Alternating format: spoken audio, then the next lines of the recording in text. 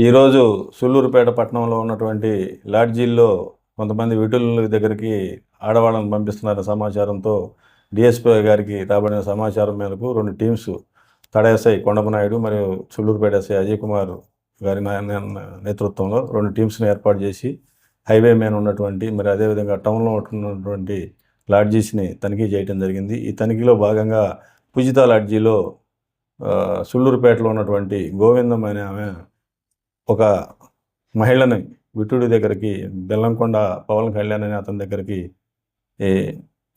డబ్బులు తీసుకొని వ్యభిచారం నిమిత్తం పంపించడం జరిగింది. దీనికి సంబంధించి లాడ్జీ ఓనరు కొండారెడ్డి, అదేవిధంగా తుపాకుల రాజు మేనేజరు, ఈ గోవిందమ్మకి సహాయంగా ఉన్నటువంటి శ్రీను, మొత్తం 5 మంది మీద పవన్ కళ్యాణ్ విటుడు వీళ్ళందరి మీద కూడా కేసు నమోదు చేయడం జరిగింది.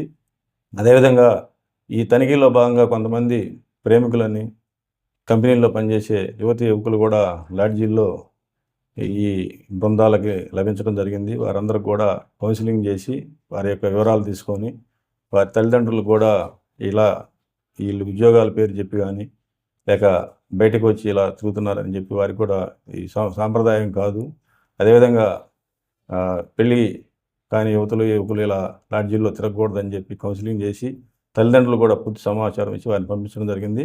ఈ సందర్భంగా సూళ్ళూరుపేట తడ లాడ్జీ యజమానులందరూ కూడా తెలియజేసేది ఏంటంటే, ఈ విధంగా విటులకి అమ్మాయిలను సప్లై చేసే ఇట్లా గోవిందం లాంటి వాళ్ళు కానీ మరి ఎవరైతే వారి ఆశ్రయం కనుక ఇచ్చినట్టయితే ఇక్కడ నమోదు చేసినట్టుగానే కేసులు మేనేజర్ మీద లాడ్జీ ఓనర్ మీద కూడా నమోదు చేయడం జరుగుతుంది.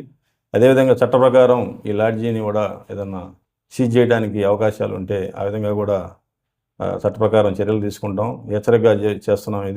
ఇలాంటివి ఏదైనా సమాచారం ఉన్నా కానీ ఈ పట్టణంలో వేరే గృహాల్లో కానీ ఎక్కడైనా ఈ విధంగా అమ్మాయిలని బయట ప్రాంతాల నుంచి తీసుకొచ్చి విటులకి ఎరవేసే వ్యక్తుల్ని సమాచారం పోలీస్ శాఖకి అందించి సూళ్ళూరుపేట పట్టణంలో ఇట్లాంటి అసాంఘిక కార్యకలాపాలు జరగకుండా నివారించేందుకు మీ అందరూ కూడా సహకరించాలని కోరుకుంటున్నాం.